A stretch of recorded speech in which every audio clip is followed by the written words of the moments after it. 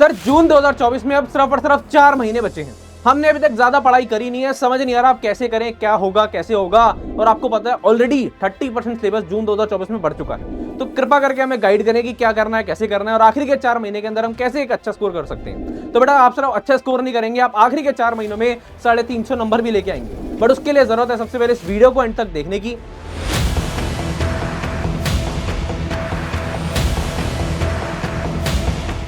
और इससे पहले मैं आपको बता दूं कि हमारे नए बैचेस सीए फाउंडेशन के अंदर चालू हो रहे हैं 29 फरवरी से।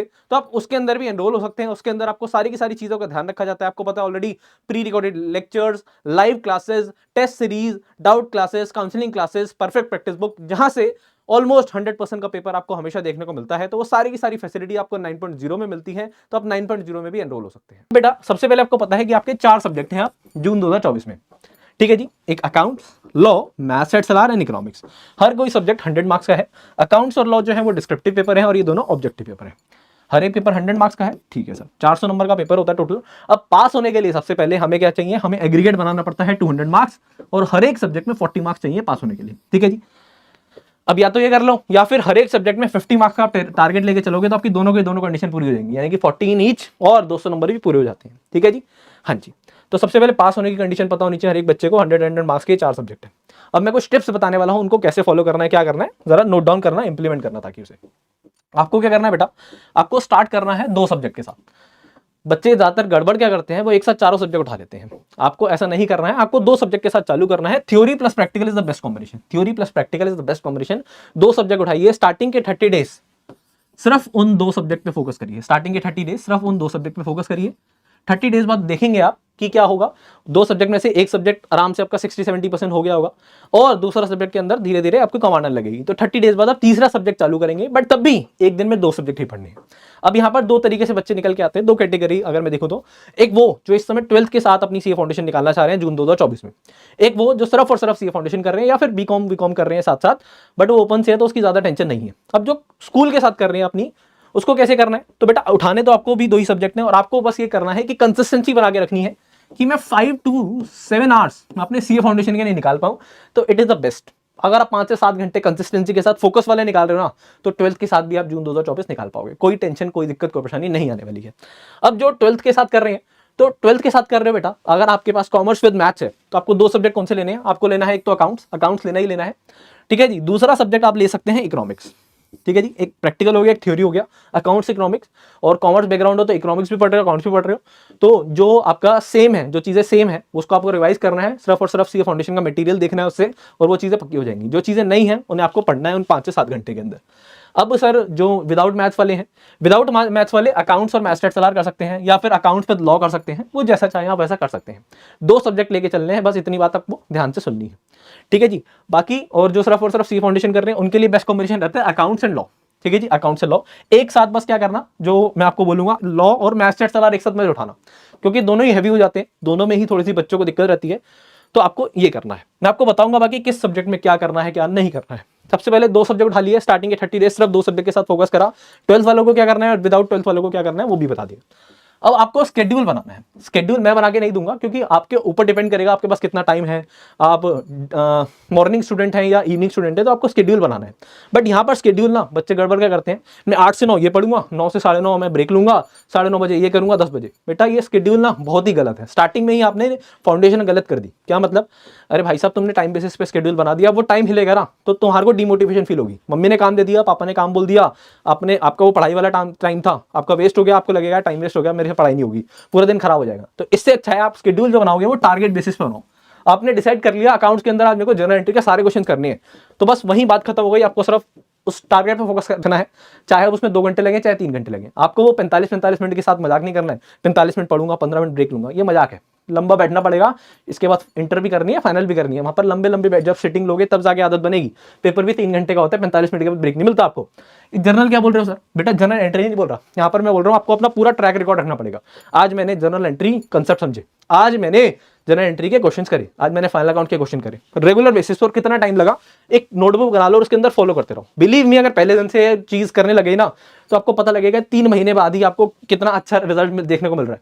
हमारे साथ दिक्कत क्या होती है, हम पढ़ रहे होते हैं 12-12 घंटे, बट उसके बाद भी कोई आउटपुट नहीं निकल रहा होता, क्योंकि हम उसको चेक नहीं कर रहे होते। बिजनेस स्टडी में क्या पढ़ते हो कि भाई साहब अपने जो आपने टारगेट सेट करे थे उसको देखो कि कितना टारगेट अचीव हुआ है, ताकि पता लग सके कि क्या डेविएशन निकली है। इस बात को फोकस करिए, जर्नल बनाइए, रेगुलर नोट डाउन करिए क्या पढ़ा और कितना टाइम लगा।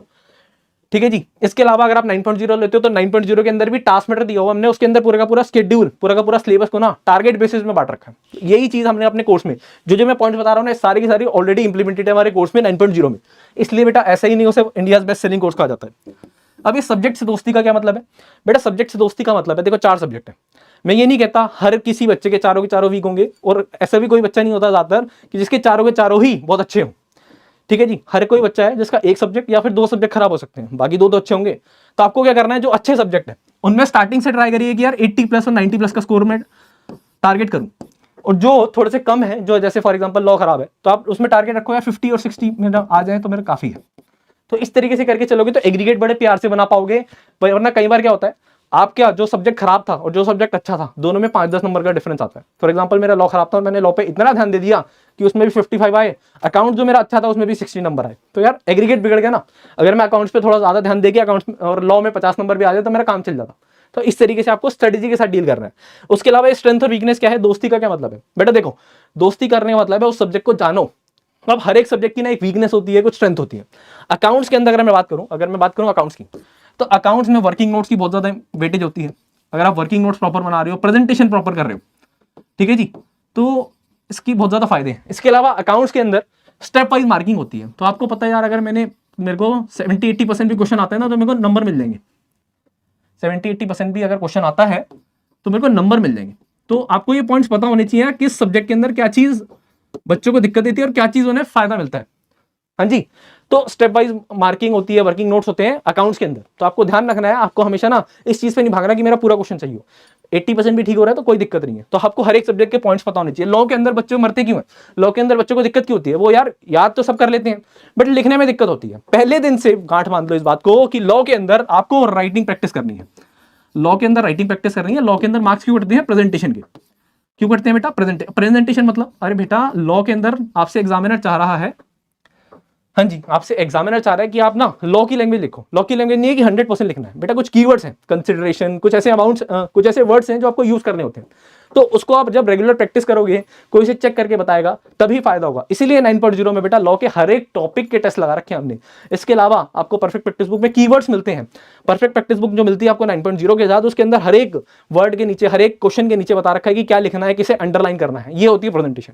तो हर एक सब्जेक्ट के अंदर आपको पता होना चाहिए कि कहाँ बच्चों के नंबर कटते हैं, कहां नंबर एक्स्ट्रा मिलते हैं। जैसे अकाउंट्स के अंदर आपको समझ आ गया कि यार स्टेप वाइज मार्किंग होती है, तो मेरे को घबराने की जरूरत नहीं अगर पूरा क्वेश्चन पे नहीं बन रहा है तो। वर्किंग नोट्स की बहुत ज्यादा वेटेज है, प्रेजेंटेशन की बहुत ज्यादा वेटेज है। मैथ्स स्टैट्स चला, बच्चों को डर क्यों लगता है? बच्चों को डर लगता है क्योंकि मैथ्स सुनते हैं। भाई साहब मैथ्स डर लगता है, स्टैट्स कर लो पहले। आप स्टार्ट करो स्टैट्स से, स्टैट्स करो। अब स्टैट्स में क्या खराब है? स्टैट्स के अंदर फॉर्मुलाज है, तो फॉर्मुलाज बेटा एक जगह लिख के चिपका लो, बात खत्म हो गई। स्टैट्स आपका आराम से हो जाएगा। थोड़े से क्वेश्चन प्रैक्टिस करें, काम बन गया। LR 20 नंबर की है, बहुत ज्यादा आसान है, कोई दिक्कत कोई परेशानी नहीं है। उसके बाद मैथ्स के अंदर अगर मैं बात करूं तो आपका रेशियो, प्रोपोर्शन, डाइसिस, लॉगरिथम और टाइम वैल्यू ऑफ मनी ही आपकी वेटेज रखता है 40% की, 40 to 50%, यानी कि 40 नंबर में से 20 नंबर के तो टाइम वैल्यू ऑफ मनी और रेशियो, प्रोपोर्शन, डाइसिस, लॉगरिथम, यानी कि चैप्टर 1 और चैप्टर 4 आ जाएगा। तो यार बाकी चैप्टर्स पे ध्यान देने का जरूरत ही क्या है? पहले पास होने के लिए जरूरी है ना। तो ये मैंने देख लिया यार कि अगर मैंने ये कर लिया मैं पास हो जाऊंगा। तो जो सब्जेक्ट वीक है उसको इस तरीके से डील करो, और जो सब्जेक्ट स्ट्रॉन्ग है उसके अंदर देखो मैं किस तरीके से इसमें नंबर बढ़ा सकता हूँ। ऐसे इकोनॉमिक्स किसी की अच्छी होगी तो भाई उसे पूरा का पूरा पढ़ लो, नहीं है तो जो चैप्टर इंपॉर्टेंट लग रहे हैं उन्हें देख लो। तो ऐसे सब्जेक्ट से दोस्ती करने का मतलब है, बहुत ज्यादा इंपॉर्टेंट पॉइंट है, इस बात को समझ लो। वरना आप भी सिर्फ और सिर्फ गधों की तरह दौड़ते रहोगे रेस में और फिर हार जाओगे। तो घोड़ों की तरह एक स्ट्रेटेजी बनानी पड़ेगी, समझे? चलिए, what you have to do. अब आपको करना क्या होता है बेटा? बेसिकली सिर्फ ऐसा नहीं है कि आप सीधा सीधा बैठ गए पढ़ने और पढ़ रहे हो, पूरे दिन आप कंसेप्ट समझ रहे हो, ऐसा नहीं है। आपको पता होना चाहिए कि मेरे को करना क्या है। आपको बेटा कंसेप्ट समझने होता है सबसे पहले। अकाउंट्स हो, चाहे लॉ हो, चाहे मैथ्स हो, चाहे इको कुछ भी हो, चाहे इको हो, आपको क्या करना है? सबसे पहले कंसेप्ट समझने हैं। तो कंसेप्ट समझने का, उसके बाद क्वेश्चन प्रैक्टिस करनी होती है, उसके बाद टेस्ट देने होते हैं, रिवीजन करनी होती है टाइमली बेसिस पे। अब मैंने क्या करा है, आपके पूरे के पूरे 3 पार्ट्स में बांट दिए। First part is concept, second part is practice plus test, and third part is revision.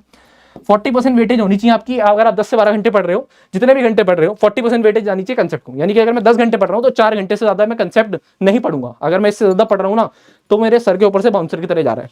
उसके बाद प्रैक्टिस प्लस टेस्ट का मतलब क्या है बेटा? कंसेप्ट समझा, टीचर ने समझाया है, अभी आपने नहीं करा है, आपको कब दिमाग में पल्ले पड़ेगा वो? जब आप हाथ से क्वेश्चन प्रैक्टिस करोगे।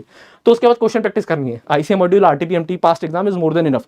इसी की बेस्ट क्लबिंग मिलती है आपको परफेक्ट प्रैक्टिस बुक में, जो आपके 9.0 के साथ मिलती है। तो आप प्रैक्टिस करेंगे वहां से। उसके बाद टेस्ट मिलेंगे, हर चैप्टर के चैप्टर वाइज टेस्ट दो। हमारे कोर्स में हर एक चैप्टर के मिनिमम 2 से 3 टेस्ट हैं।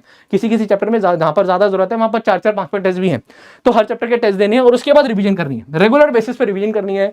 वीक का कम से कम एक दिन आपका सिर्फ फुल्ली फोकस होना चाहिए रिवीजन पे, जहां पर आप पूरे हफ्ते में जो भी पढ़ रहे हैं उसको रिवाइज करेंगे सिर्फ और सिर्फ, कुछ भी नया नहीं पढ़ेंगे। ठीक है जी। इसके अलावा क्या बेटा? इसके अलावा you have to prepare your own notes. बच्चे सबसे बड़ी गलती क्या करते हैं, बहुत ज्यादा इंपॉर्टेंट पॉइंट है ये भी। देखो सारे पॉइंट ना एकदम A1 है। अगर आपने सारे पॉइंट्स को बिलीव मी 100% इंप्लीमेंट कर दिया तो जून 2024 पास होने से कोई नहीं रोक सकता तुम्हें। अब बच्चे गड़बड़ क्या करते हैं, टीचर पढ़ा रहे हैं और वो आराम से सुन रहे हैं और कहते हैं यार फैकल्टीज को, टीचर्स को, सर आप ना ये नोट सेंड कर देना।